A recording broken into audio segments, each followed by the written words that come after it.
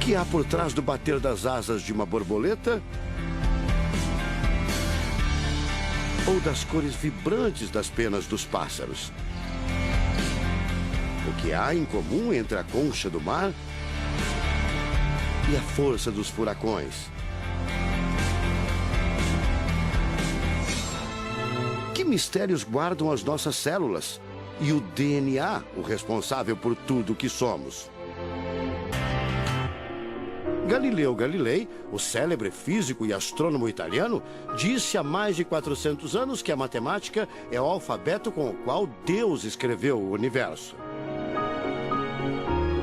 A matemática se dedica a provar que tudo no universo segue uma lógica. Mas foi ainda antes, na Idade Média, que outro italiano, Leonardo Fibonacci, decifrou parte deste alfabeto. Ele descobriu um padrão numérico que se repete em quase tudo na natureza. Em homenagem a ele, o padrão passou a ser conhecido como sequência de Fibonacci, uma sequência lógica de números que pode ser expressa em formas geométricas.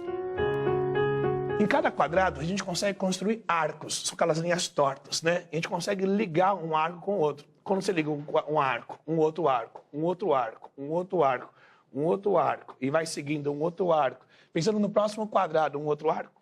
Essa aqui é uma figura que é uma espiral, chamada espiral de Fibonacci. E essa espiral aparece em diversos lugares do nosso cotidiano. Aparece, por exemplo, na nossa orelha. O formato da nossa orelha é exatamente essa espiral. Uma coisa interessante, aparece no nosso rodamuinho do cabelo aqui. É o mesmo formato que aparece aqui. Que é o mesmo formato que aparece naquela concha do mar, tal do Nautilus, né? Que é o mesmo formato que aparece nas estrelas do universo. Que é o mesmo rodamuinho que forma quando tem um furacão. A sequência de Fibonacci foi encontrada também nas ondas do mar, nas pétalas das rosas, na distribuição das sementes do girassol e até nos hexágonos da casca do abacaxi.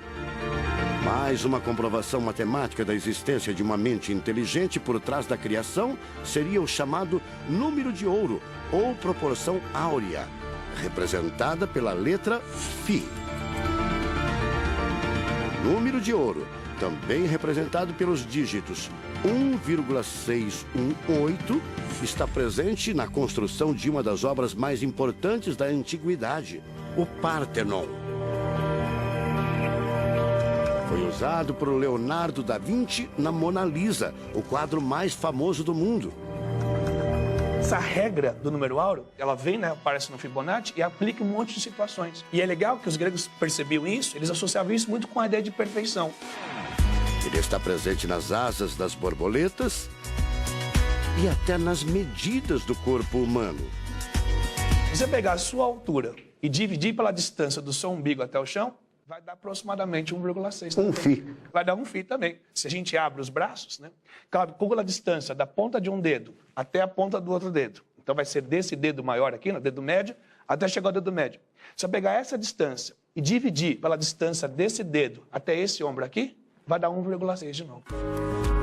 De tudo na natureza, o que mais impressiona os cientistas são as células, a chamada unidade básica da vida. São as menores partes que compõem os seres vivos, vegetais ou animais. O corpo humano é formado por cerca de 100 trilhões de células que dão origem a tecidos e órgãos. Ela produz e troca com as células vizinhas os elementos fundamentais à vida.